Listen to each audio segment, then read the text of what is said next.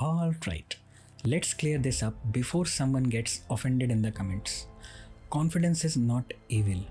Confidence is not fake. Confidence is not toxic masculinity or whatever the fuck people call it these days. Uninformed confidence is the problem. The issue isn't that people are confident. The issue is that people are confident about shit they don't understand.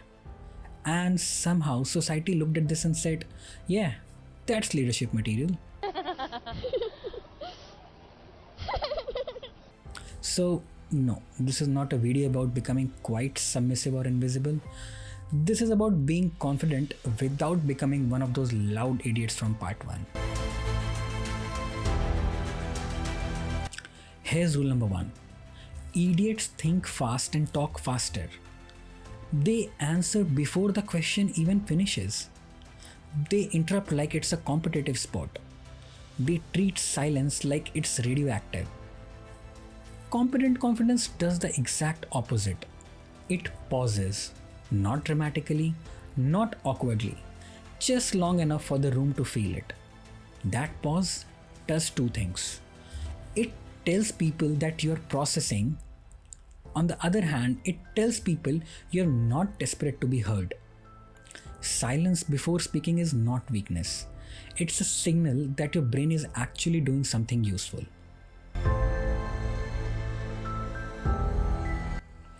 Here's where intelligent people fuck it up. They try to sound smart. Big words, long explanations, perfect logic. Bad move. Confidence doesn't sound clever. It sounds clear. So say fewer things, say them slower, end sentences like you meant them. You don't need to explain your entire thought process. Nobody asks for your director's cut. Give the conclusion. Offer one solid reason. Then shut up. If they want more, they'll ask.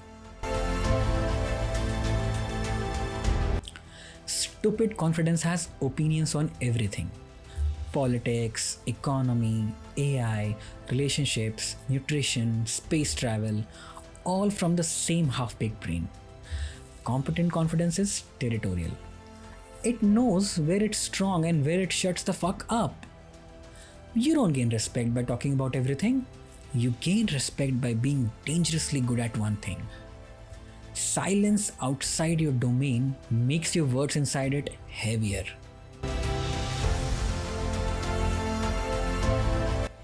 Over-explaining is insecurity dressed as helpfulness. It sounds like, just to clarify, what I mean is, let me explain that again. If you keep explaining, people assume you're unsure or you don't even trust your own point.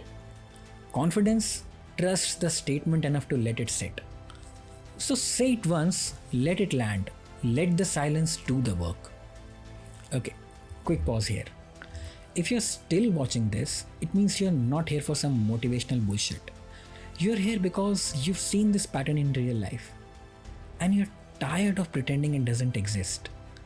So if you like content that calls out fake confidence, respects intelligence and doesn't sugarcoat reality, then like this video. Subscribe to the channel, not because the algorithm needs it, but because silence is powerful only when the right people stick around. Alright, back to some uncomfortable stuff. Let's kill another myth. Confidence is not dominance. Interrupting people doesn't make you strong. Raising your voice doesn't make you convincing. Winning every argument doesn't make you respected. It makes you exhausting. Real confidence doesn't compete for attention. It controls the direction. You don't need to win every exchange. You need to decide which ones matter.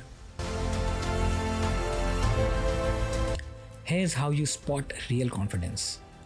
It knows when to shut up. When the point has landed, stop. When the room agrees, stop. When one more sentence would weaken the impact, definitely stop. Idiots, they'll keep going. They can't help themselves. Confidence exits early and lets the silence echo. So now you know the difference. Confidence without competence is chaos. Competence without confidence is invisible. But there's still one level above both. Because the most powerful person in the room is not the loudest and not even the smartest. It's the one who knows all of this and still chooses when not to speak. That's reserved for part 3. Why silence is more powerful than intelligence. I hope you like it.